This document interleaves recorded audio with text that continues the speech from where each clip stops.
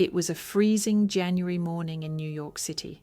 The wind howled through the streets, biting at anyone brave enough to face the cold. Among the bustling crowd of commuters clutching their coffee cups and staring at their phones, one man sat unnoticed.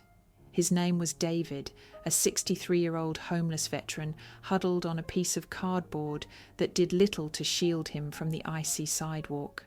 David had once been a proud man, a military police officer with 22 years of service, a loving husband and a devoted father. But life had taken a cruel turn. A heart condition had cost him his job as a night security guard, and mounting medical bills had left him unable to pay rent. 8 months ago, he had an apartment, a steady income, and a sense of purpose. Now, all he had was a backpack containing a few belongings, some clothes, his military ID, and a faded photo of his wife, Emily, and their son, Joshua, who had been taken from him in a car accident 10 years earlier. As people hurried past him, David pulled his thin jacket tighter around his shoulders. His stomach growled, a painful reminder that he hadn't eaten in days. He had 27 cents in his pocket, just enough to remind him of how far he'd fallen. He had never begged before. Emily had always taught him that pride was worth more than money, but today, desperation overcame his dignity. Then something unexpected happened. A commotion down the street caught David's attention. A small crowd had gathered, phones raised to take pictures. Through the gaps in the crowd, David saw a tall teenage boy surrounded by security guards. The boy's face was familiar. It was Barron Trump, the son of US President Donald Trump.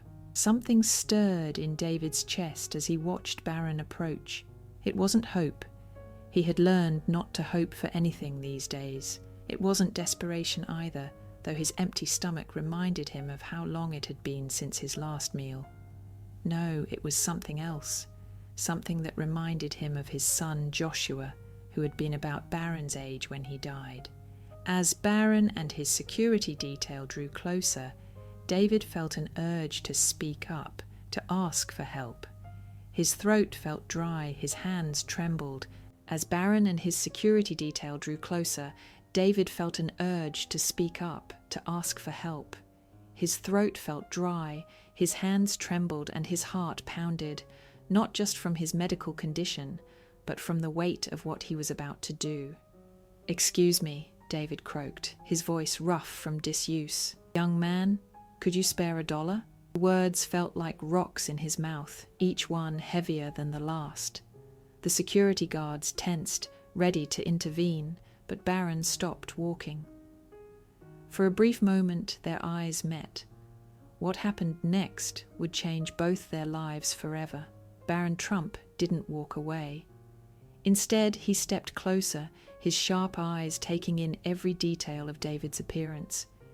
He noticed the military ID clipped to David's jacket and the worn backpack beside him.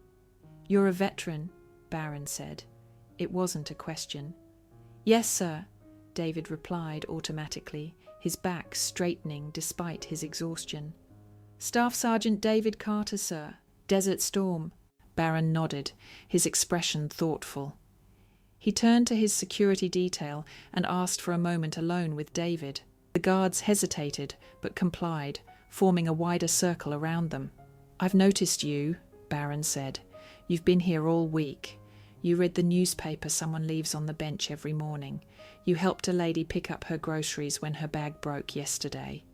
David blinked in surprise. "You noticed me?" "I notice a lot of things," Barron replied.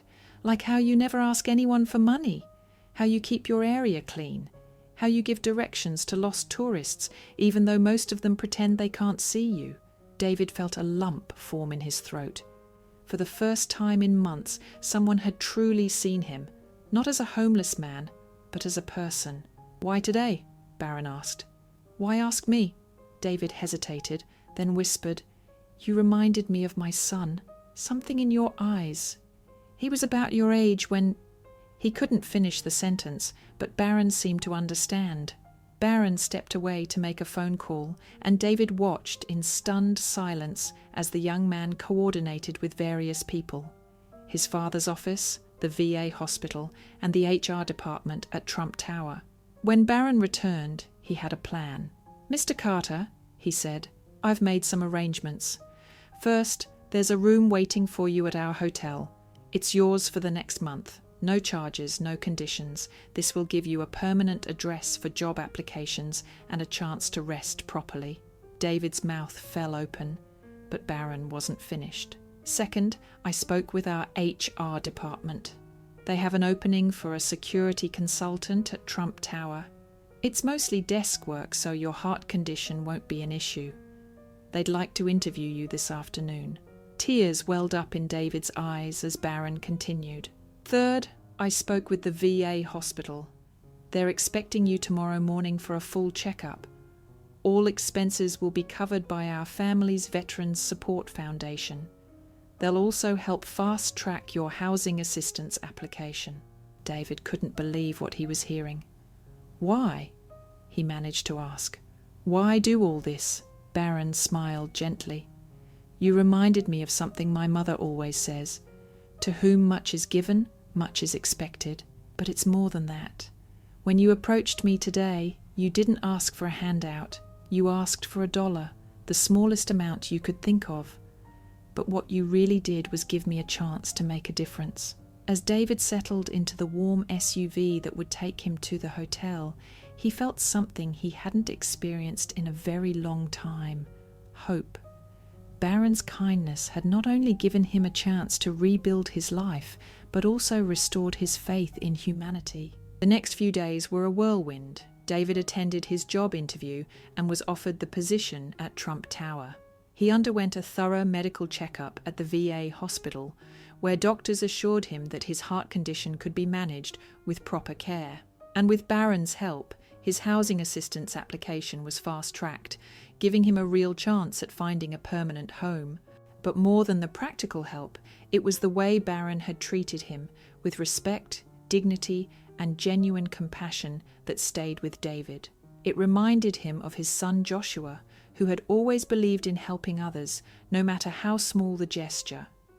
This story is a powerful reminder of the impact that small acts of kindness can have on someone's life. David Carter's request for $1 might have seemed insignificant, but it led to a life-changing encounter that restored his hope and dignity. Compassion knows no boundaries. Barron Trump, despite his privileged background, took the time to truly see David and respond with empathy. This reminds us that kindness isn't limited by status or wealth. It's a choice we can all make. The power of small gestures. Sometimes the smallest requests can lead to the biggest changes. David's humble plea for $1 opened the door to a new beginning. Dignity and respect matter. Barron treated David with respect, recognizing his worth as a person and a veteran. This underscores the importance of seeing beyond appearances and honoring the humanity in everyone.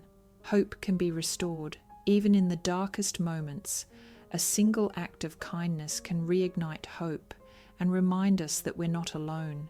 In a world that often feels divided and indifferent, stories like this remind us of our shared humanity. They show us that no matter how different our circumstances may be, we all have the capacity to make a difference in someone's life.